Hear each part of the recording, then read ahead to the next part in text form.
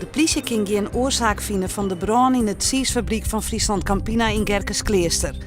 Het vuur dat verleden week tijdens in het siespakhuis ontstier had zo vol west dat sporenonderzoek naar de brand net meer mogelijk is.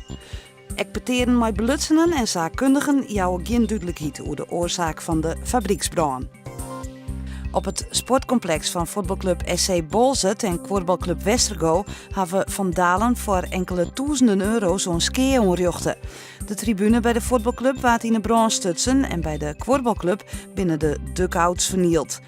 Ook binnen verschillende goals en netten op het terrein sloopt. Vanwege een technische storing is er van de morgen geen layoute kranten uitgebracht. Ook op de computer of de mobiele telefoon is de layoute kranten net te lezen. De kranten hopen het aan de eind van de dag met een neet-editie te komen. Het is al de tweede keer in kwarte tijd dat de kranten letter verschijnt troch een storing. Er is een soort belangstelling voor de simmerskwallen in Ljouwert. Zo'n 50 ben uit de groepen 7 en 8 die het achterlezen, zullen de komende 2 weken flink bijspiekeren worden.